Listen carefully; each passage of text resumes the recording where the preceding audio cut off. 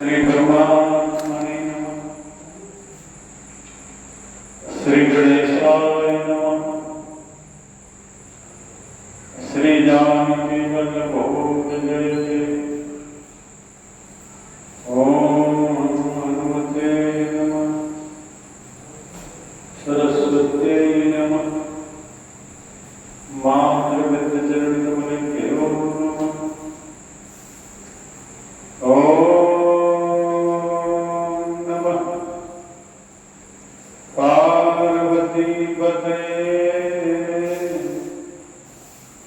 हर हर महादेव।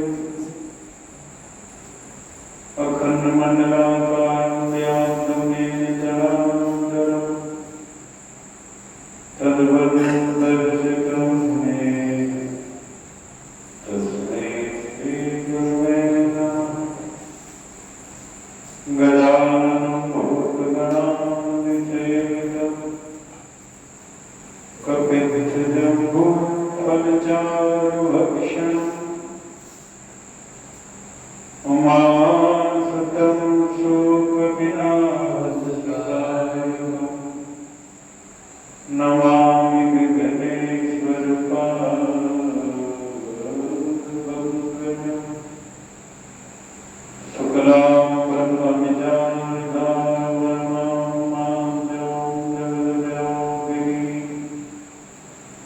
वीणाभद्रकदारिणीं अभयदां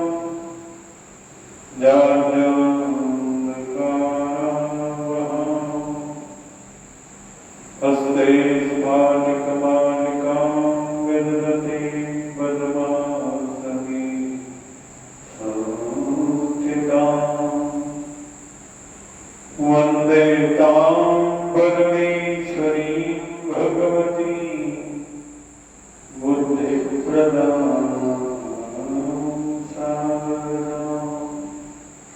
सर्वमङ्गलमाङ्गल्ये शिवे सर्वार्थसाधिके शरण्ये त्र्यम्बके गौरी नारायणी नमोस्तुते।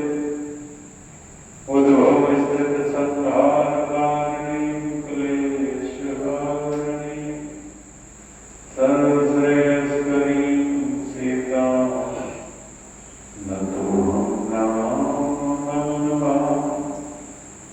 दूर्वांशोदितं तरुणास्यनेत्रं हेमाम्बरम्बरविभूषणभूषिताङ्गं कन्दर्पकोटिकमनीयकिशोरमूर्तिं पूर्तिं मनोरथममां भज जानकीशं।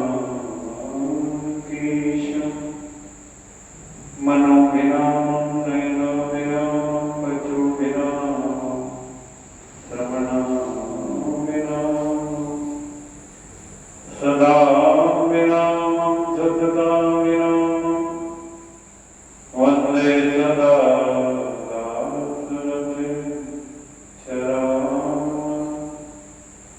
लोकाभिरामं रणरङ्गधीरं राजीवनेत्रं रघुवंशनाथं कारुण्यरूपं करुणाकान्तं श्रीरामचन्द्रं शरणं प्रपद्ये।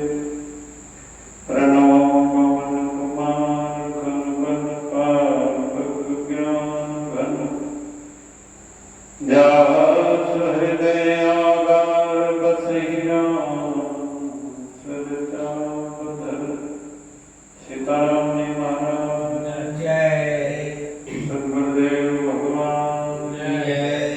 आशुतोष जगदानी भगवान जय। श्री हनुमान जी महाराज जय। श्री राधा माधव सरकार जय। श्री रामचरितमानस जी महाराज जय।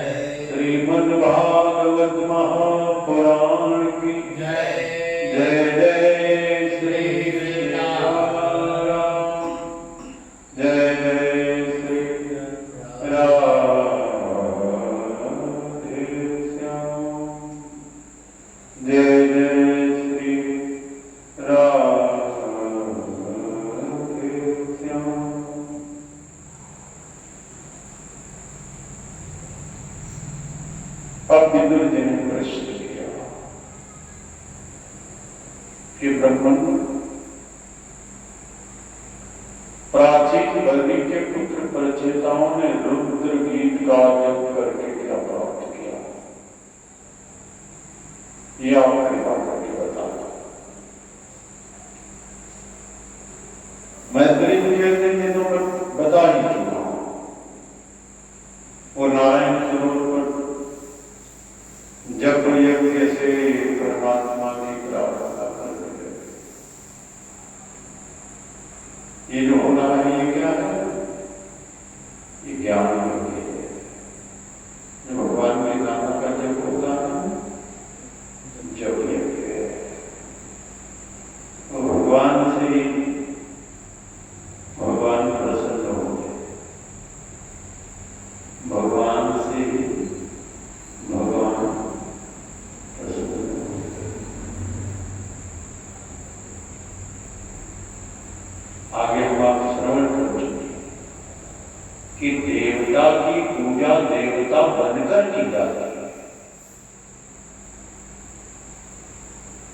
तीर्थों का सेवन तीर्थमय होकर किया जाता है। तो भगवान से ही भगवान प्रसन्न होंगे। नाम भी भगवान है, रूप भी भगवान है, लीला भी भगवान है, यज्ञ भी भगवान है। भगवान के सिवा दुनिया में कोई ऐसी चीज नहीं जो भगवान को प्रसन्न कर सके।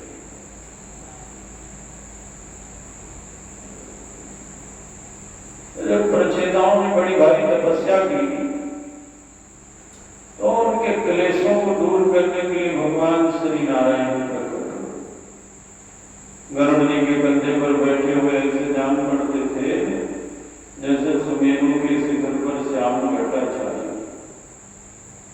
उनके श्रीअंग पर चमकीले स्वर्णाभूषण मनोहर पीतांबर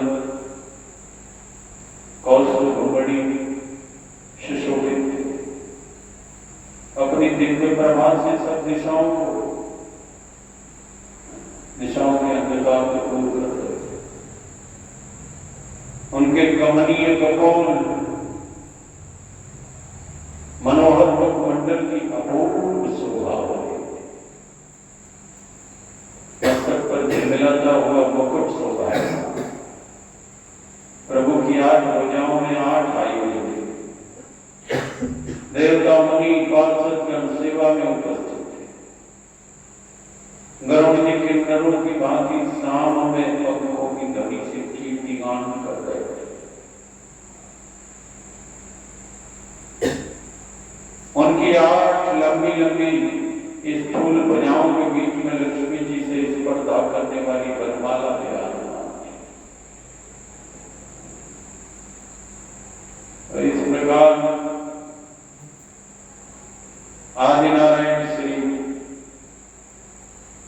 आदि पुरुष श्री नारायण ने पधार कर अपने शरणागत प्रचेताओं और दया दृष्टि से किनारा मेघ के समान गंभीर वाणी में कहा, प्रचेताओं तुम लोग वर मांगो, तुम्हारा कल्याण हो।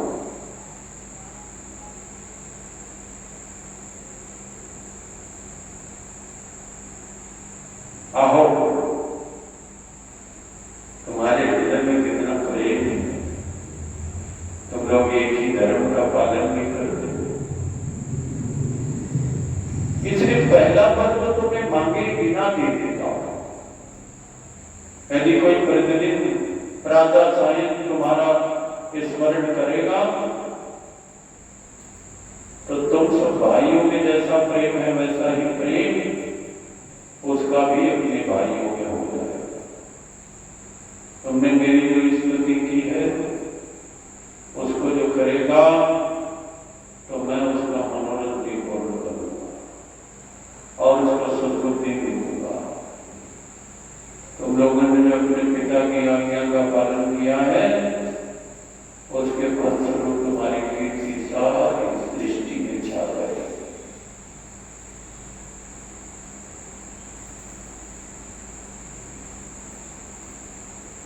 देखो, कंडू इसी से प्रबलोचा अप्सरा द्वारा जो कन्या पैदा हुई है उसको विष्णु ने भेंट कर दिया। सोम ने अपनी उंगली मिलाई और तुम्हारी पत्नी होगी। उसके साथ हजारों वर्ष तक तुमने पे भोगना, मेरी भक्ति करना, अंत में मेरे धाम में आना।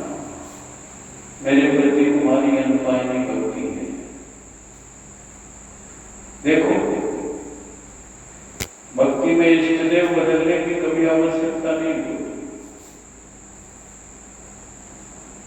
जो इष्टदेव बदल देता है उसकी बुद्धि में आकार बदलता रहता है, उसके मन में परिपक्वता नहीं आती। मंत्र भी नहीं बदलना चाहिए। मंत्र बदल देने से प्रत्येक शब्द द्वारा पृथक पृथक आकृति बनती है, दूसरा इष्ट आने लगता है।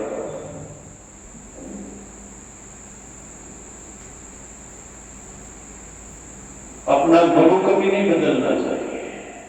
गुरु, मंत्र और इष्ट एक ही है। भाव उच्च से उच्चतम। इन सब साधनों द्वारा अंतःकरण के काम आदि मल परिपक्व हो जाते हैं। कड़वाहट जो बीच बीच में सताती है वो मिट जाती है। घर में रहकर भी कोई सदाचार का पालन करे, भगवत कथा श्रवण द्वारा अपना जीवन व्यतीत करे तो घर उसको बांधता नहीं।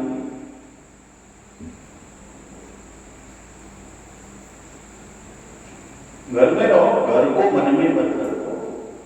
घर में रहो, घर को मन में मत रखो।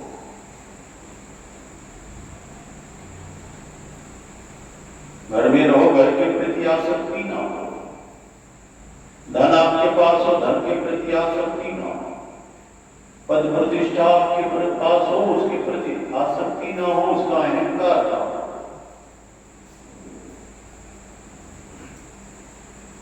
घर में रहकर भी जो सदाचार का पालन करे, भगवत कथा श्रवण द्वारा अपना जीवन व्यतीत करे तो घर उसको बांधता नहीं।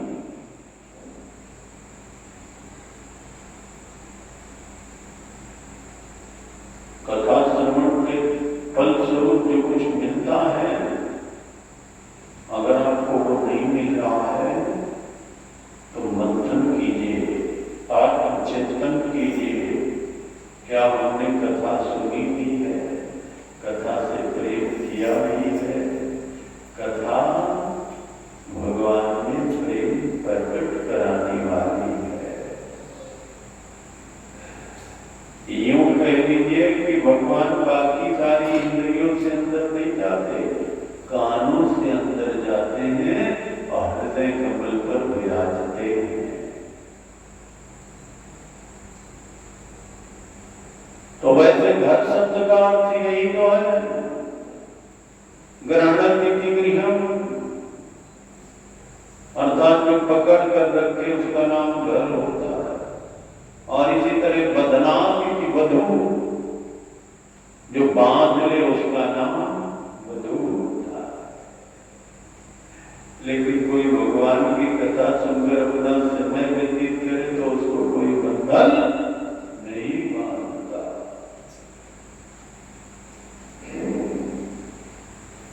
जब हम भगवान के श्री चरणों में बैठ के सत्संग कर रहे हैं, ये तो घर में भी कर सकते।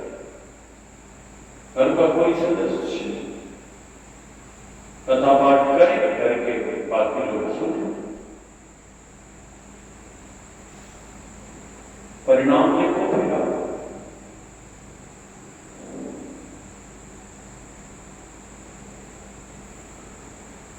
तो नव्यवत् हृदय यज्जो ब्रह्मये ब्रह्मवादिभिः न मोह्यन्ति न शोचन्ति न हर्ष्यन्ति यतो गता। भगवान कहते हैं, मैं अपनी कथा सुनने वाले के हृदय में नव्यवत् प्रविशाम, नित्य नूतन के समान प्रवेश करता हूं। नित्य नूतन के समान प्रवेश। प्रवेश कर रहा हूं। अच्छा, प्रेम का तो लक्षण भी है प्रतिक्षण वर्तमान, लेकिन भगवान के प्रति जो प्रेम है वो प्रतिक्षण वर्धमान। दुनिया में जितना भी आपका प्रेम है वो प्रतिक्षण वर्धमान नहीं है, और प्रतिक्षण छीजता जाएगा, घटता जाएगा।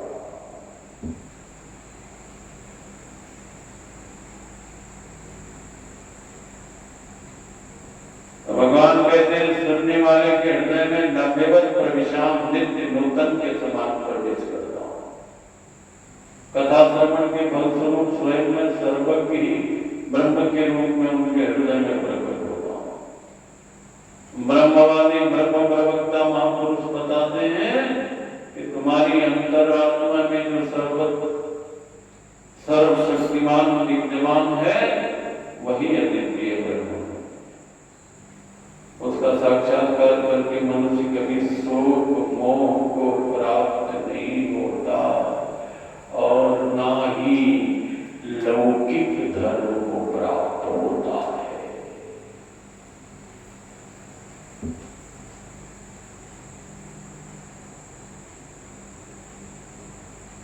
तो इस प्रकार भगवान ने कहा तो प्रचेता लोगों की स्तुति करते हैं। तो कुछ लोग होते हैं ना समाज में, कहा कि इनको भगवान भी आए तो नहीं समझा सकते। हमारी आप सबकी हैसियत क्या है ऐसे मूड को समझाने की? और यहां क्या है कि इस प्रकार भगवान ने कहा प्रचेता लोगों की स्तुति कर। प्रभु आप तो सारे कलेशों का नाश कर देते हैं, आपको हमारा नमस्कार। नमो नमः कलेश विनाशनाय।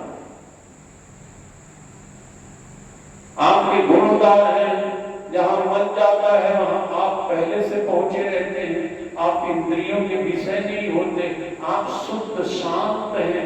तो जो द्वैत मन में दिखाई पड़ता है वो तो बिल्कुल झूठा और आपकी एक लीला है। आप माया गुण से नाना प्रकार के ब्रह्मादि विग्रह धारण करते हैं। आप विशुद्ध सत्व हैं, साक्षात हरि के दर्शन। और हे कमलनाथ, कमलवाणी, कमलपाद, कमल ने आप पीतांबरधारी सर्वभूत निवास साक्षी, आपको हम बारंबार नमस्कार करते हैं, बारंबार नमस्कार करते हैं। हम अविद्या, अस्मिता, राग, द्वेष आदि कलेशों से पीड़ितों के सामने आपने अपना जो दर्शन दिया है, इससे बढ़कर आपका अनुग्रह क्या हो सकता है। एतावत्त्वं हि विभूतिर्भाग्यं दीनेषु वत्सलैः।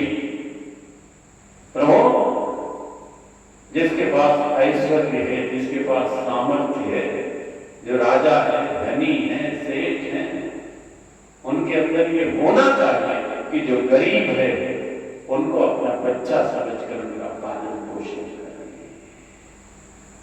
सो धन धन प्रथम गति।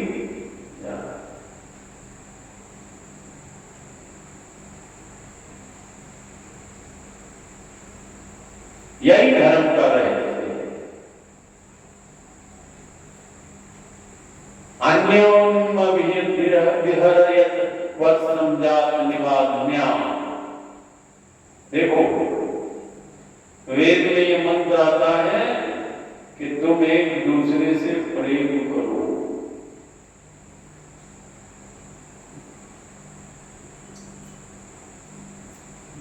लेकिन परिस्थितियां ऐसी बनी हुई हैं, राजनेता हमें प्रेम नहीं करने देते, आरक्षण हमें प्रेम नहीं करने देता, ऊंच नीच का विभाग हमें प्रेम नहीं करने देता।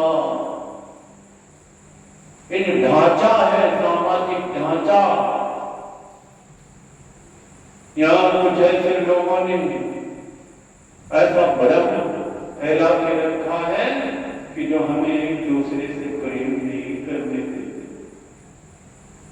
एक दूसरे से प्रेम करने का क्या तरीका है? सबके सब भक्त हो जाना है। सबके माता पिता राम जी सीताराम हो जाएं, हम एक दूसरे के भाई हो जाएं। सबके सब सत्संगी हो जाएं, हम सबके सत्संगी भाई हो जाएं। इसके अलावा कोई चारा नहीं है। धूर्तों ने बड़ा गुड़ गोबर कर दिया है।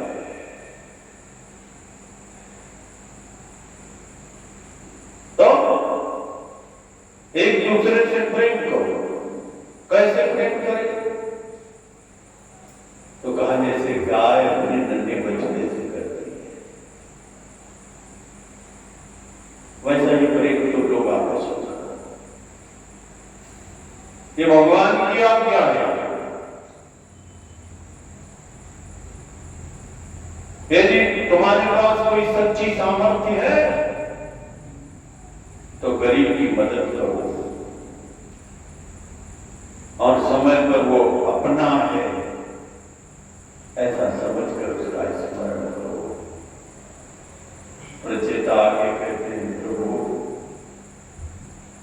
आपने हमको स्मरण किया, इससे हम बड़ी भारी शांति मिल रही।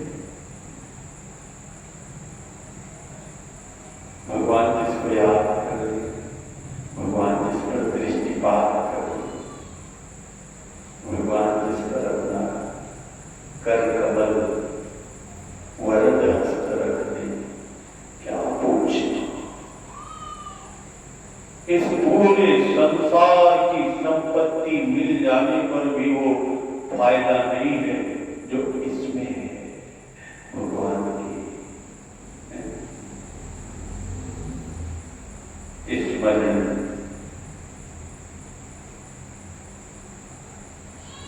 हमको तो बस बर यही चाहिए था, आप हम पर प्रसन्न हो। इसके अतिरिक्त और क्या बर आपसे मांगे? आपसे आपको मांगे या दूसरे को मांगे? आपसे आपको मांगे कि दूसरे को मांगे?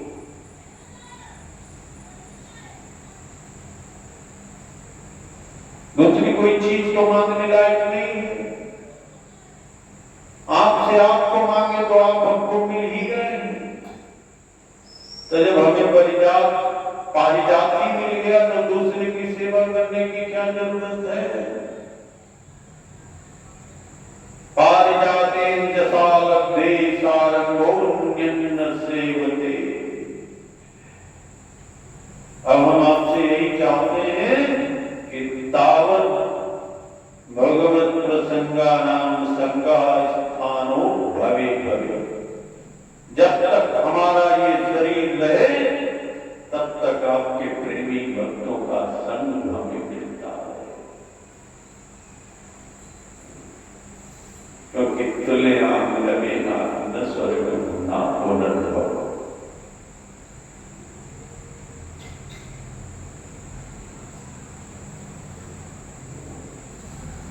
इसीलिए दास का पूरा पूरा आग्रह होता है कि सत्संग में आइए तो फिर किसी से किसी प्रकार का बकझक मत कीजिए, झगड़ा मत कीजिए, किसी को कटोक्ति न बोलिए, किसी से नाराज मत बोलिए, कोई मतलब नहीं उसका।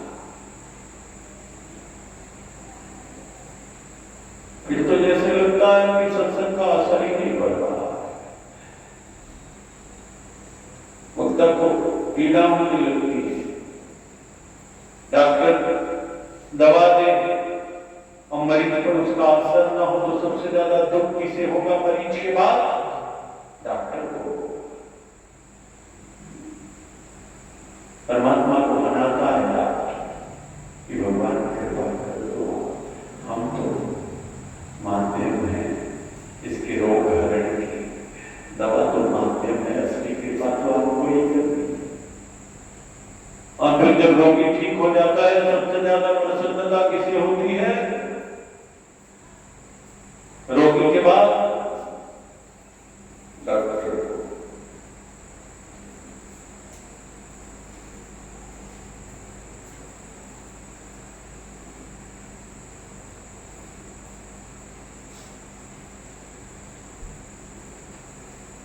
जब तक हमारा ये शरीर रहे तब तक हमें भगवत प्रेमी भक्तों का संग मिलता है।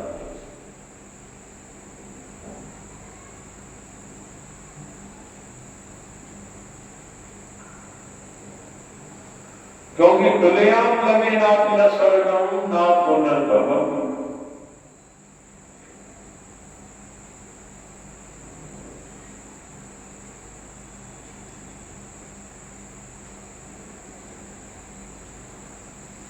यदि सत्संग एक निमित्त से भी कम समय के लिए भी प्राप्त हो जाए तो उसकी बराबरी स्वर्ग और मोक्ष भी नहीं कर सकते।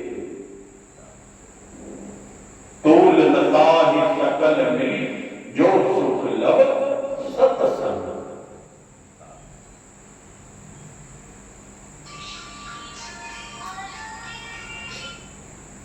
और उनकी बात थी जहां संत है वहां भगवान की मीठी मीठी कथाएं होती रहती हैं, उनके श्रवण मात्र से भोगों की तृष्णा शांत हो जाती।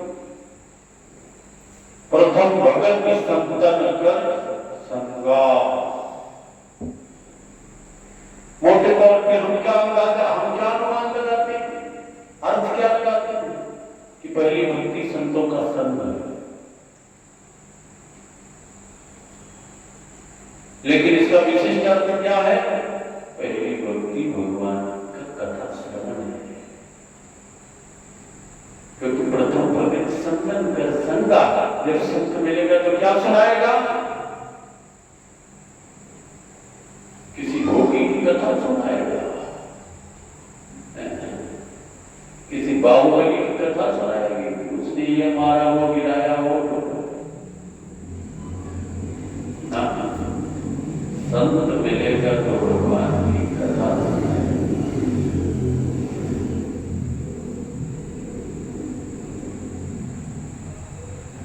तो जहां संत है वहां भगवान की मीठी मीठी कथाएं होती रहती हैं और उनके श्रवण मात्र से भोगों की तृष्णा शांत हो जाती है। आपकी भोगों की तृष्णा शांत हो रही हो तो समझ जाइए कि सत्संग असर कर रहा है, और ना शांत हो रही हो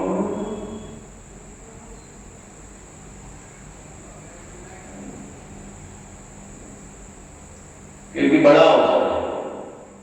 बड़े अवसर के लिए विशेष रूप से जाना चाहिए। कपड़े साफ पहनने, हाथ पांव धोने के लिए जरूरी हो तो स्नान करके खूब अच्छे से आनंद के साथ आना चाहिए, तैयारी के साथ आना चाहिए।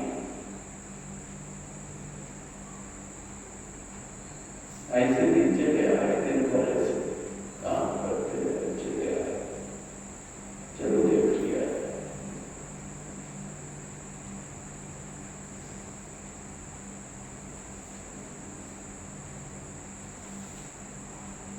बात पहले महत्ता किसको देते हैं?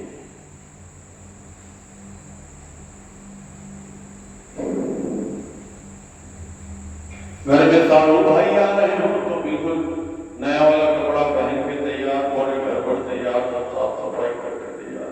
और आप जब कथा में आ रहे हैं, मंदिर में आ रहे हैं तो चले आ रहे हैं।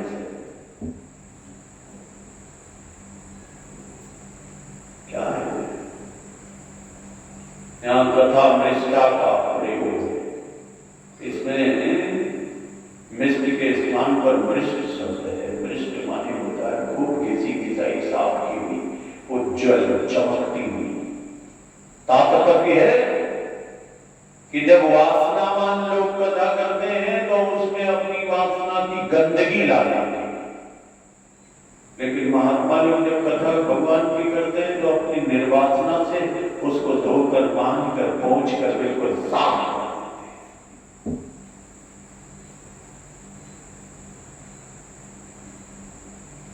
बाकी वासना वाले लोग तो फिर छेपक कहते रहते हैं। छेपक क्या है?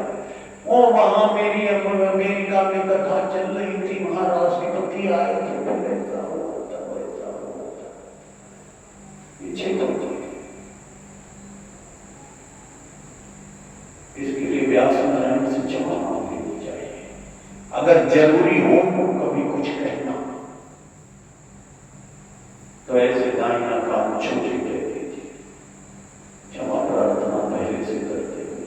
गुरु का नाम लेना जरूरी हो, दाहिना कान छोड़ दे। कोई भी स्त्री अपने पति का नाम लेना उसका जरूरी हो गया है, दाहिना कान छोड़ दे। क्षमा पूर्वक।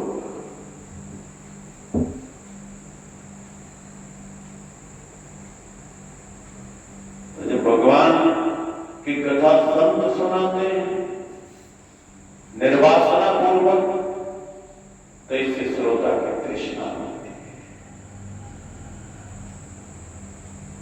इसको ऐसे समझो, एक सज्जन है जो धन की तृष्णा से भगवान की कथा करते हैं। बात बहुत बढ़िया है, भगवान की कथा कैसे भी हो सुनने को मिले तो श्रोता का लाभ ही लाभ है। घी का लड्डू सीधा हो टेढ़ा हो फर्क नहीं पड़ता, लेकिन वक्ता यदि कृष्णा से कथा कहता है तो कथा का सार उसी में चला जाता है। गड्डियों में, माया में, धन में, प्रसिद्धि में चला कथा का सार।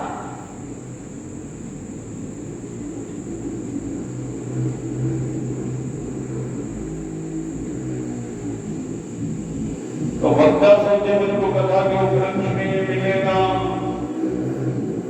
तो उसकी तृष्णा कथा में लग जाती है, और तब बस तृष्णा ही तृष्णा दिखती है, कथा उसके पीछे छिप जाती है।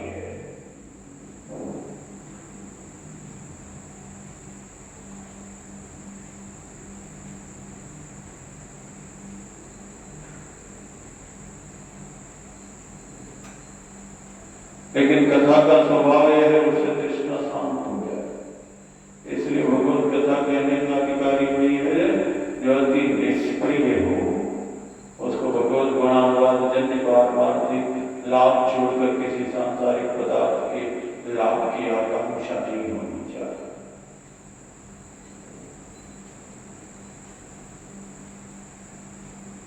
प्रथम भक्ति है कथा सुनाना, कथा सुनाना।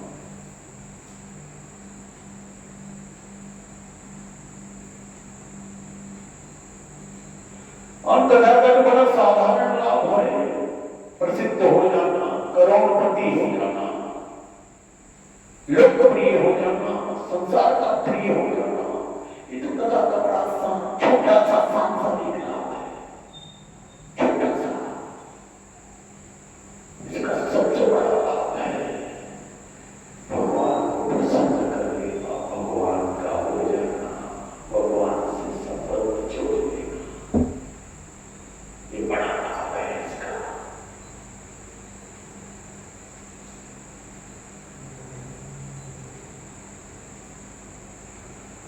तो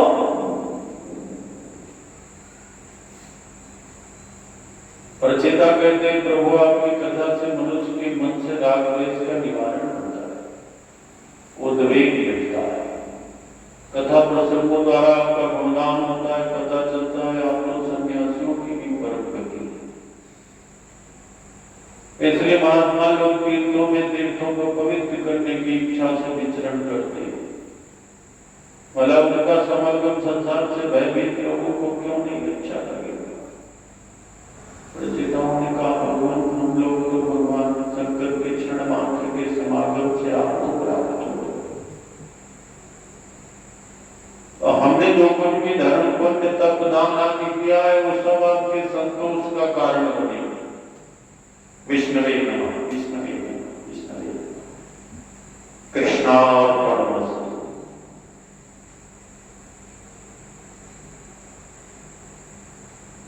बस अब यही भगवान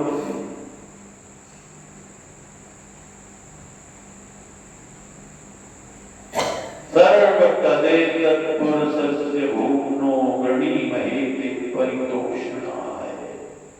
हमको आपकी प्रसन्नता के सिवाय और कुछ नहीं चाहिए।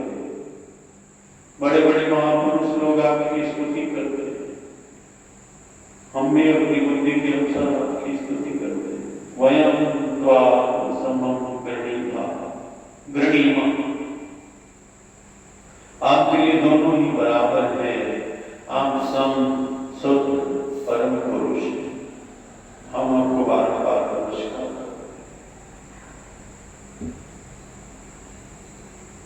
अरे भगवान का स्वभाव क्या है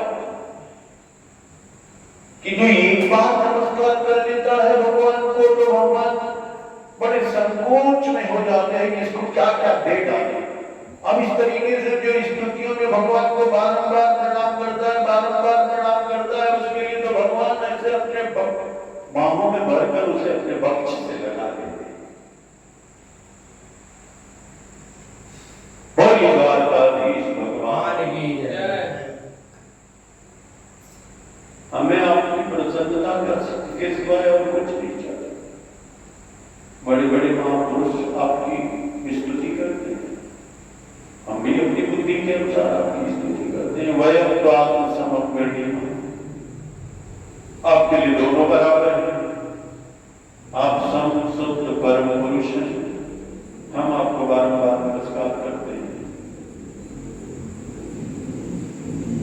मैत्रेय जी कहते हैं विदुर जी, इस प्रकार प्रचेताओं में भगवान की स्तुति की तो शरणागत वत्सल भगवान ने प्रसन्न होकर कहा कि तथा जैसा तुम चाहते हो वैसा ही होगा। प्रचेताओं की इच्छा नहीं थी भगवान को छोड़कर चले जाए, क्योंकि उनकी आंखें तृप्त नहीं हो रही थी। अनिच्छताम यान तृप्त चक्षुषाम, फिर भी भगवान चले गए। अब आप देखिए, प्रचेताओं को भगवान का दर्शन प्राप्त हो जाने पर भी क्या हुआ? इसलिए कहते हैं जब तक संत लोग पक्का न कर दे तब तक भगवत दर्शन प्राप्त पुरुष भी पक्का नहीं होता। संतों की पक्काई से ही पक्का होता है।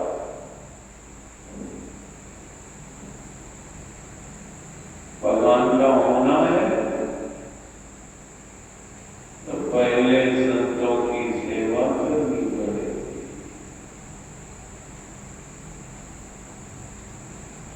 जब संत कहते हैं कि हाँ ये पक्का है, तभी समझना कि ये पक्का है। तो जब भगवान के अंदर धाम होने पर प्रचेता लोग नारायण सरोवर में से निकले तो देखा कि उनके प्राचीन वर्गी राज छोड़कर तपस्या करने चले गए। कोई धरती की देखभाल करने वाला नहीं, जहां देखो वही पेड़ पौधे निकल आए। देखकर प्रचेताओं के मन में वृक्षों पर बड़ा क्रोध आया कि हमारे पिता की पृथ्वी कहां आ गई। ये क्रोध कब आया? पहले शंकर जी ने दर्शन दिया, उन्होंने जो स्तोत्र बताया उसका जप किया प्रचेताओं, फलस्वरूप भगवान भी मिल गए, उनका वरदान भी प्राप्त हो गया। लेकिन फिर भी उसके बाद प्रचेताओं को क्रोध आ गया। इसी अवसर के लिए गोस्वामी तुलसीदास जी का ये दोहे के उपयुक्त ये दोहा यहाँ उपयोगी प्रतीत होता है।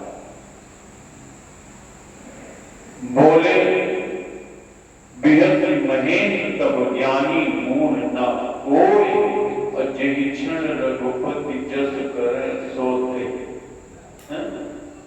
सोते क्षण दस को।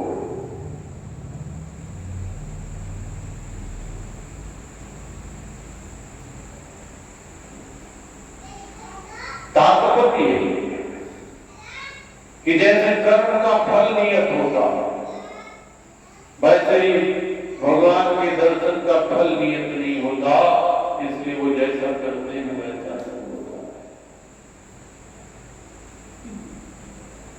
वैसे तो भगवान ने खुद ही अपने दर्शन का फल बताया है। मम दर्शन फल परम अनुपा, अजीव पाव निज सहज स्वरूप। आप अपना सहज स्वरूप पा जाएंगे। आपका सहज स्वरूप क्या है? आत्मस्वरूप ही आपका सहज स्वरूप है।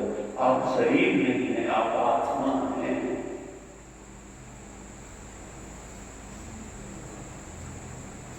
शरीर के तो दुनिया भर के तमाम संबंधी होते हैं, लेकिन आत्मा के नित्य संबंधी सिद्ध परमात्मा होते हैं।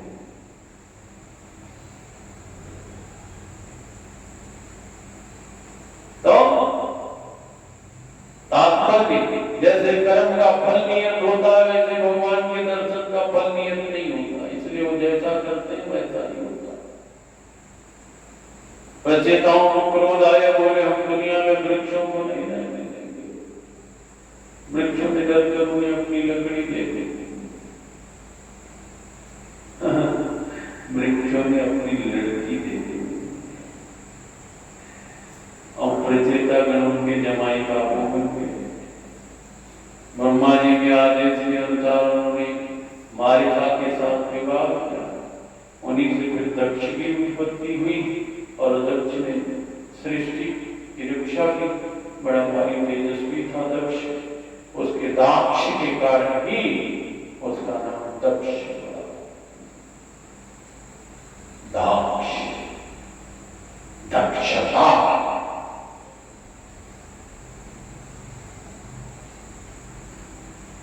रामायण में क्या आता है? दक्ष सुताकर नहीं कर लिया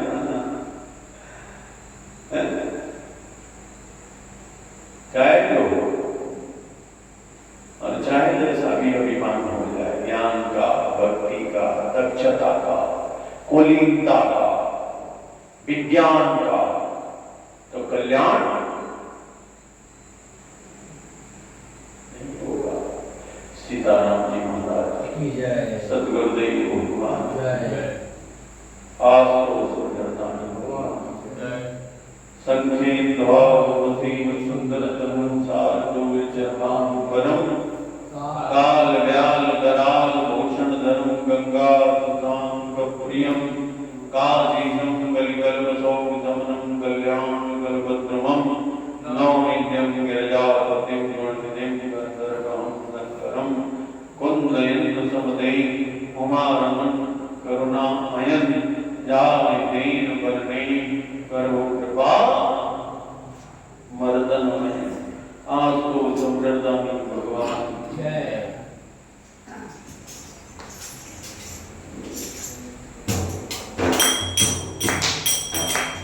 मोजत कानन जय त्रिपुरारी विघ्न मुखमयी जुगुरारी